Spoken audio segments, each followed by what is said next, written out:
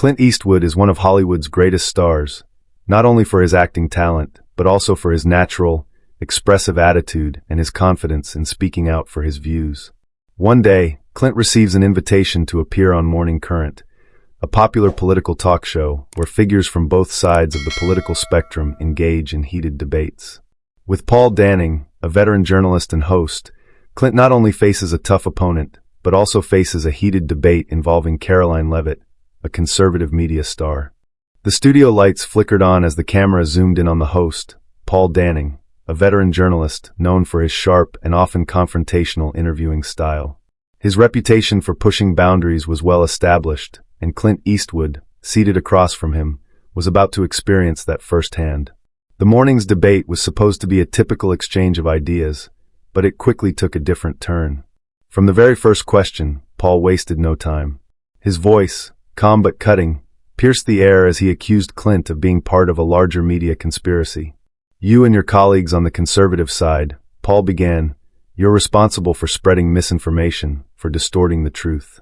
People like you are why the country's perception of reality is so warped." The accusation was clear and pointed, echoing the kind of criticisms that had been levied against figures like Karoline Leavitt in recent months. Clint, however, remained unflappable. His weathered face didn't betray any sign of discomfort. He'd been in countless debates before, many with far more contentious personalities. But today, in this studio, something felt different. With a steady voice, he responded, "Paul, you're painting with a very broad brush. The mainstream media has its own flaws, just as the conservative outlets you accuse of misinformation do. The difference is, I'm not pretending that one side holds all the truth." Paul's lips twitched slightly at Clint's response. It wasn't the kind of admission he had expected, nor the aggressive rebuttal he was known to provoke. Clint wasn't rising to the bait. Instead, he was methodical, almost academic in his responses, drawing on facts and examples that clearly hadn't been anticipated by Paul. For a moment, the air in the studio grew thick with tension. The conversation seemed to settle into a typical political back and forth. But then, something in Paul's posture shifted. His eyes narrowed, and his hands gripped the desk more tightly. He leaned forward, his voice dropping in tone, now sharper, almost personal. He wasn't just questioning Clint's views anymore, he was attacking him. "It's people like you," Paul said, his words dripping with frustration, "who are pushing this false narrative of victimhood. You claim conservatives are being silenced when, in reality, you're the ones who are silencing everyone else." The room went deathly quiet. It was the kind of moment that makes your skin crawl, the kind of comment that doesn't just sting, but burns.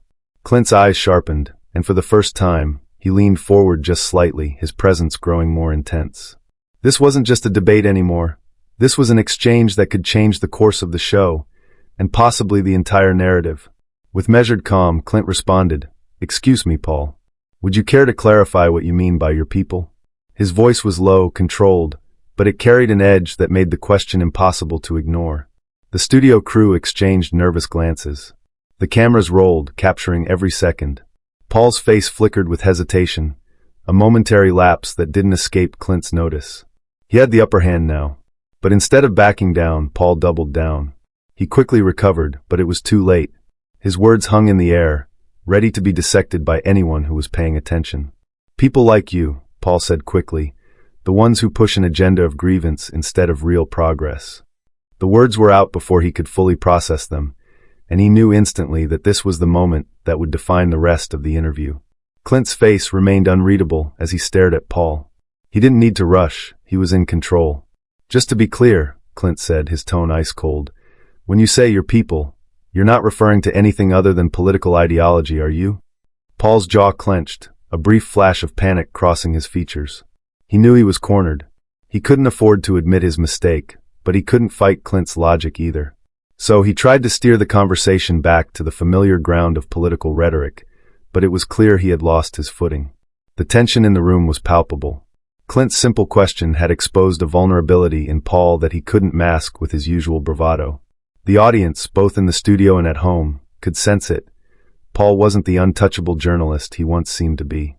As the conversation continued, Clint expertly dismantled Paul's arguments, countering each of his points with precision and calmness. The more Clint spoke, the more it became evident that his depth of knowledge and clarity of thought were unmatched. Paul, usually the one who commanded the conversation, began to lose his footing. His questions became more aggressive, less about the facts and more about pushing Clint into a corner. But then, with a shift in his demeanor, Paul took a drastic turn.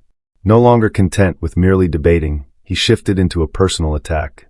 His eyes narrowed, his posture became rigid, and there was a noticeable bite in his voice. "You people," Paul sneered, his finger pointing directly at Clint, "are the reason this country is going down the drain. You feed into this false narrative of oppression. You're the ones who've twisted the public's perception.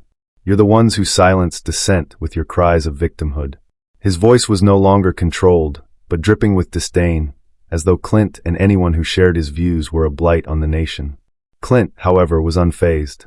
His face, calm and collected, never wavered. There was no visible anger, no sign of defensiveness, just the steely composure of a man who had been in the trenches of public life for decades. His hands remained folded in his lap as he leaned slightly forward, his eyes narrowing with quiet intensity. He didn't respond in the way Paul might have expected, didn't escalate into the kind of shouting match that would play into Paul's hands. Instead, Clint simply replied, his voice sharp and deliberate. "Are you talking about me and those who share my beliefs, Paul?" The words hung in the air, each one punctuated by the weight of their implications. It was a question that went beyond the surface, one that forced Paul to confront the underlying assumptions in his attack. The room fell into an almost deafening silence. The crew, once confident and relaxed, now shifted nervously in their seats, their eyes darting between Clint and Paul. No one dared speak or even move. The cameras, unmoving, captured every moment of this unexpected turn. The tension was so thick it could be cut with a knife. Paul, for the first time in the interview, looked momentarily stunned. He had been in control of the narrative up until now, but Clint's calm, calculated response had shifted the dynamic. He wasn't just a guest on the show anymore. He was taking command of the room. Paul's lips tightened, and he blinked, trying to regain his composure. He had been known for his ability to control interviews, for his quick wit and sharp jabs, but here, in this moment, Clint Eastwood had completely thrown him off balance. For a brief moment, the tension seemed unbearable. The only sound in the room was the soft hum of the studio lights. The crew held their breath, waiting for Paul to react. Would he backpedal, admit he had gone too far? Or would he double down on his words? Paul took a deep breath, his chest rising and falling as he prepared his next move. He could feel the weight of the cameras, the judgment of his audience. He could sense that the power was no longer in his hands. The studio remained deathly quiet. Even Paul himself could feel it. The momentum had shifted. The narrative had turned in Clint's favor, and no one in the room could deny it. Clint Eastwood, with nothing more than a simple, measured question, had turned what was supposed to be a debate into a battle of wills, and the scales had tipped irrevocably in his favor. Clint sat back, his expression unreadable, but his eyes sharp. He didn't need to say anything more. The silence between them spoke volumes. Paul Danning, now clearly rattled by Clint's calm and calculated responses, wasn't ready to give up.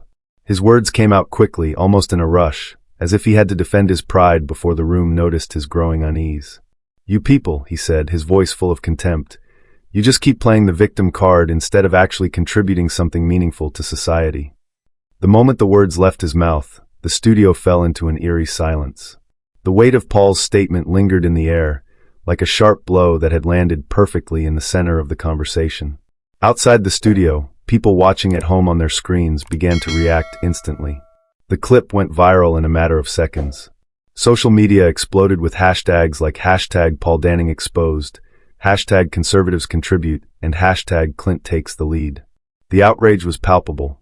Paul's words were now out there, spinning across the internet, and no matter how hard he tried to backtrack, the damage had been done. Clint, who had been cool under pressure the entire time, allowed the moment to settle before responding. He didn't flinch, didn't shout, didn't raise his voice. He simply tilted his head slightly, his eyes locking with Paul's, and asked, "So, are you saying that conservatives don't contribute to society, Paul?" His words were precise, each syllable carefully delivered, a surgical strike to Paul's credibility. The room held its breath.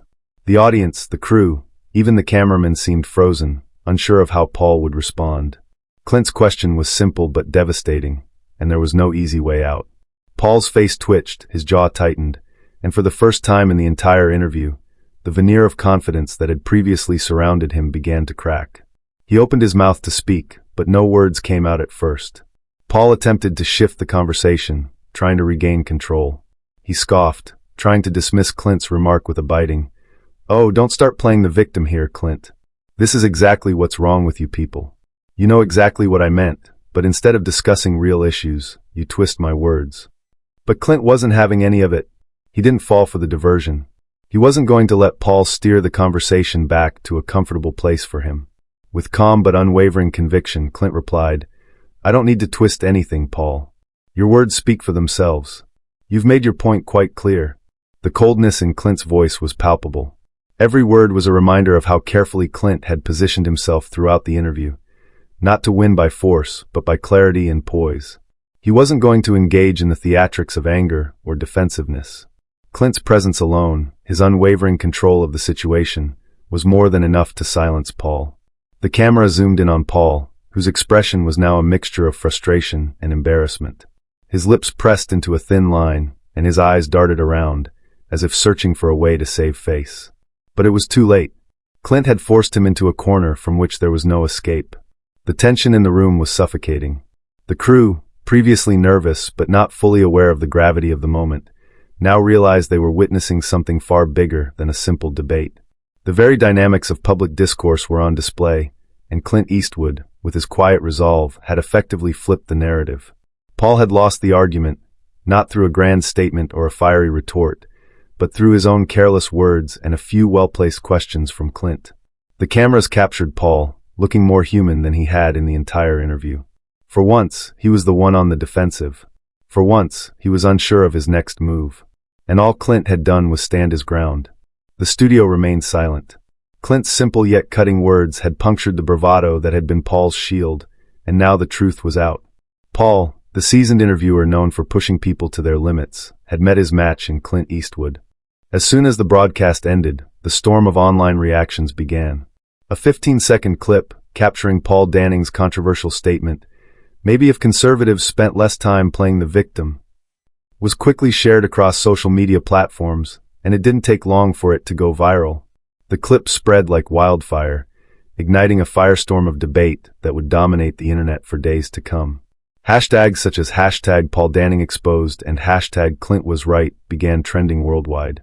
The video was everywhere, on Twitter, Instagram, Facebook, and even TikTok, where it was reshared by millions. The clip, raw and unfiltered, encapsulated the entire essence of the debate in a single, damning sentence. It wasn't just a soundbite, it was a rallying cry for people on both sides of the political spectrum to weigh in, offering their opinions, their support, or their outrage. The online community quickly split into two very distinct camps. On one side, the #ClintWasRight gained momentum. Conservative voices and individuals who felt the weight of Paul's words rallied around Clint Eastwood.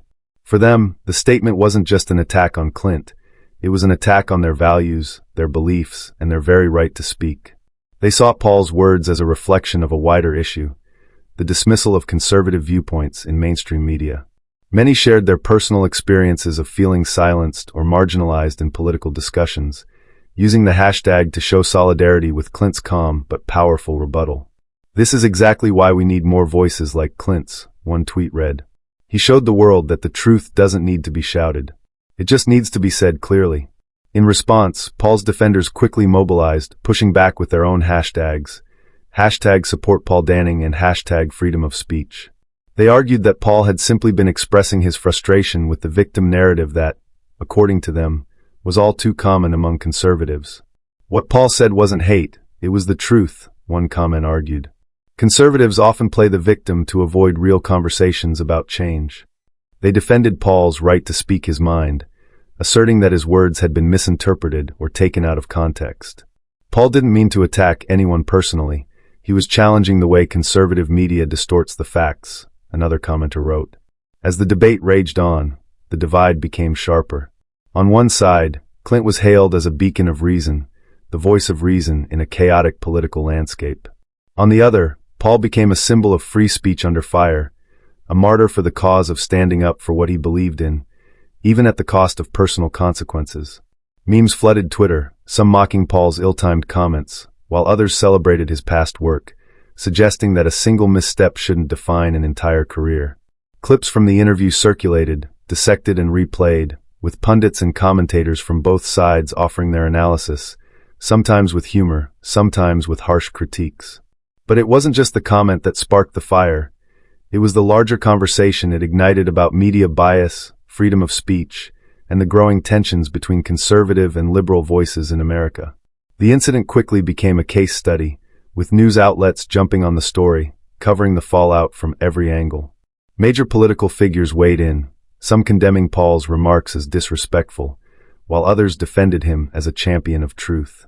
The tension reached new heights as the public continued to dissect the situation, amplifying it with every new tweet, every new post. Amid all the online chaos, one thing became clear. The moment Clint Eastwood had confronted Paul Danning on live television had transformed into something far bigger than just a debate. It had become a cultural touchstone, a battle for the very soul of public discourse. The event wasn't just a passing moment of controversy.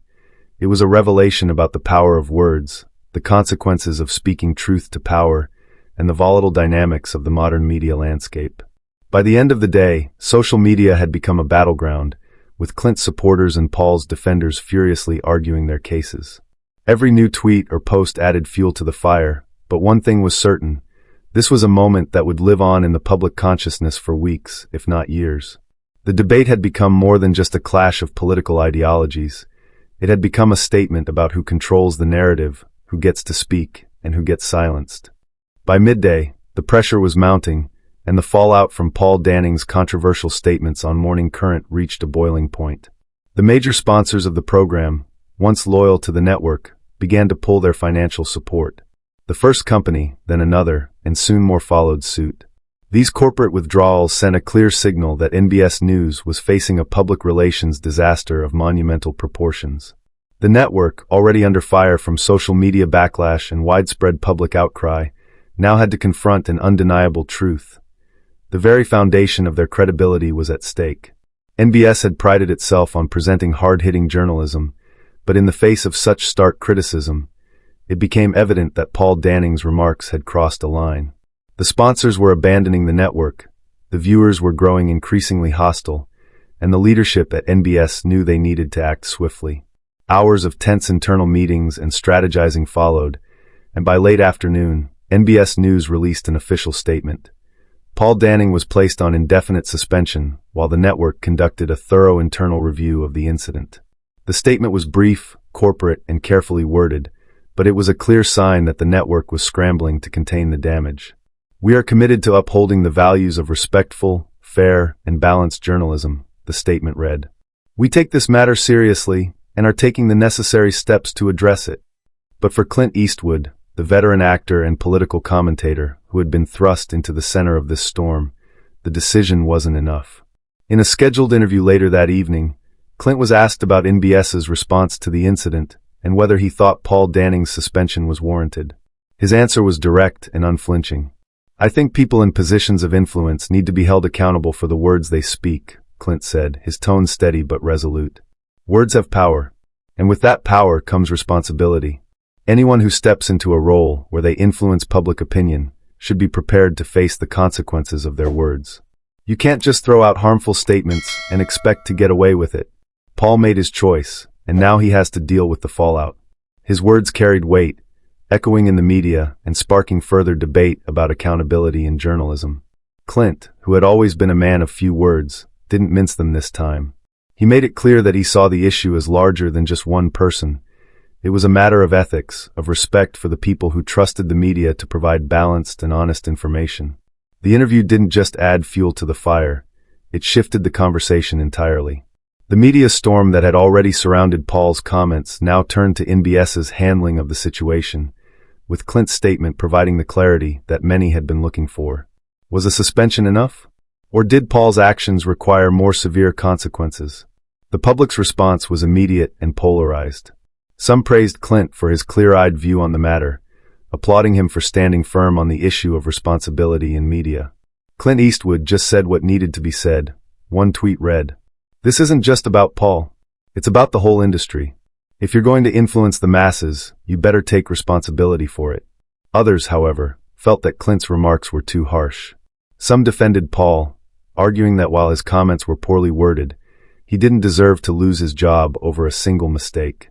Cancel culture is out of control, one commenter wrote. Paul was doing his job. This is about free speech, not censorship. As the debate raged on, NBS News continued to weigh their options. The network had made its first move by suspending Paul, but the pressure continued to mount. The hashtag Paul Danning fired began trending across social media, with thousands of people weighing in on whether Paul should be permanently removed from his post. Meanwhile, Clint's comments only added to the growing tension. His stance on accountability was clear, and many saw it as a clarifying moment in the larger cultural conversation about responsibility, power, and the consequences of one's words. His no-nonsense approach resonated with those who felt that the media had become too entrenched in its own biases, using its platform to manipulate rather than inform. In the end, NBS News found itself at a crossroads. By late evening, it was clear that the situation was far from over. While some had hoped for a quick resolution, the fallout from Paul Danning's comments, amplified by Clint Eastwood's words, had become a defining moment, not just for the network, but for the media industry as a whole. The question that lingered was this: could the media, in its pursuit of truth and transparency, afford to let comments like Paul's slide? Or was this a crucial turning point in the fight for accountability in journalism? And as Clint Eastwood had so poignantly put it, the answer would come down to whether the people in power were ready to take responsibility for the words they used. As the dust began to settle from Paul Danning's firing, the story was far from over. Within hours of the announcement, Paul released a video statement on his social media platforms, a pre-recorded message that was both defiant and full of conviction. In the video, Paul appeared calm but resolute, his expression steely as he addressed the millions who had been following the story closely. "I was fired for telling the truth," Paul declared, his voice unwavering. "I spoke the reality that the mainstream media doesn't want you to hear. If you don't fall in line with the system, if you challenge the narrative they've built, you will be erased. That's the world we're living in now. Truth is a casualty in this fight for control." His words were sharp, aimed not just at his former employers but at a much larger audience. Those who had supported him throughout his career, those who believed in the power of free speech, and those who saw his firing as the result of political correctness run rampant. The video was an immediate sensation, quickly racking up millions of views. It was shared across platforms, Twitter, YouTube, Facebook, with comments flooding in from every corner of the internet. For Paul's supporters, the message resonated deeply.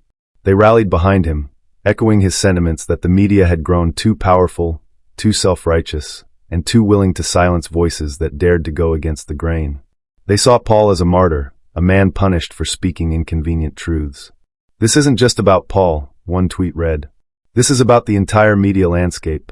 When you speak truth to power, they come for you." Supporters praised Paul for his courage in calling out what they believed to be the deep-seated biases in the media. They pointed to his long history as a journalist who had always been willing to challenge the status quo, regardless of the consequences. Paul is one of the few who dared to ask the tough questions, and now they've silenced him. "This isn't just a loss for Paul, it's a loss for all of us who care about free speech," another comment read. But despite the wave of support, there was just as much, if not more, criticism. Many saw Paul's video as an attempt to shift blame and play the victim. Critics argued that his firing wasn't a political conspiracy, but a natural consequence of his unprofessional conduct.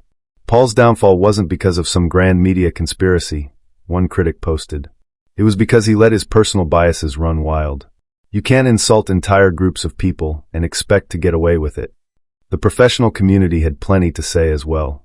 Veteran journalists and media critics weighed in, calling Paul's rhetoric dangerous and dismissive of the very principles of fair and balanced journalism. "Being a journalist is about holding power accountable, not perpetuating division," one well-known commentator wrote. Paul's actions undermined the very foundations of trust in the media. He didn't just cross the line, he obliterated it. The debate around Paul's video and his firing raged on, but one thing was certain: the controversy wasn't just going to fade away.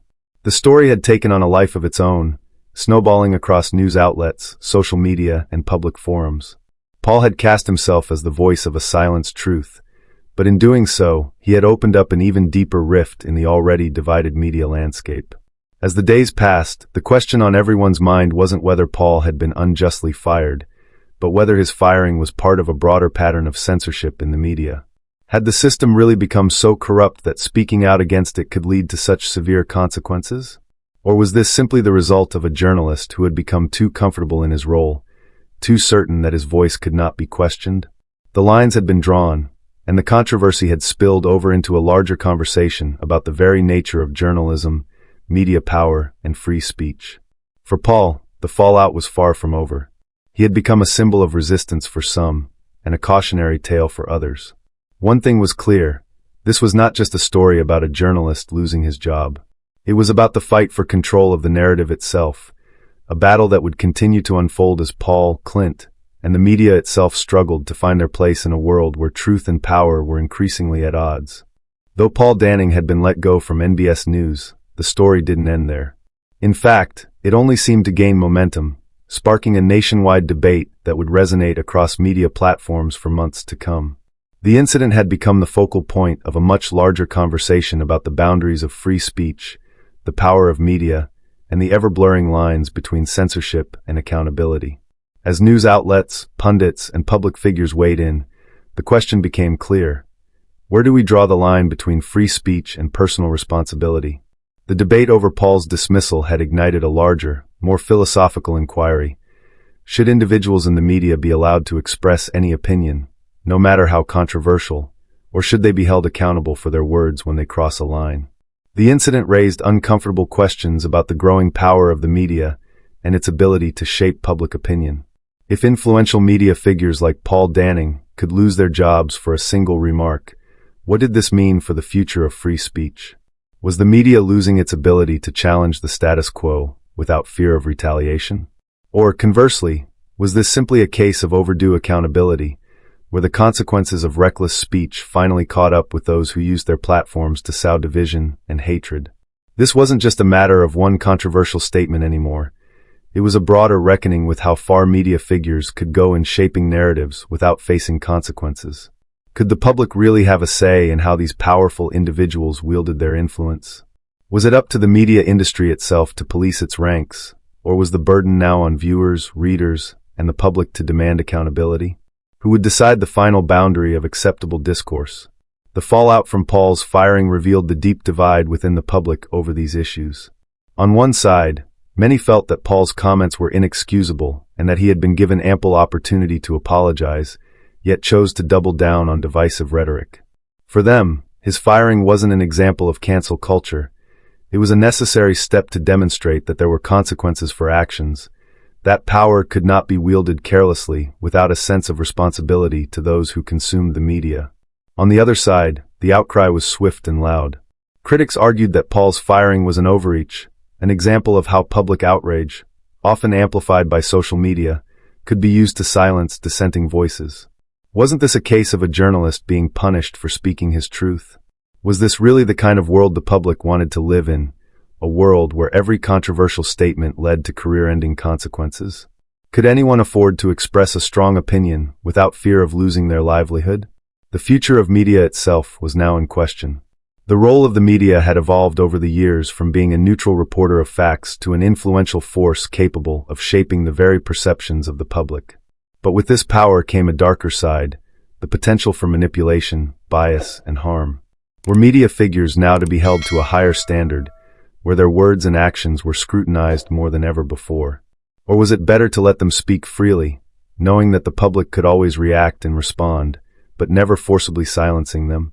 The Paul Danning controversy was just the beginning.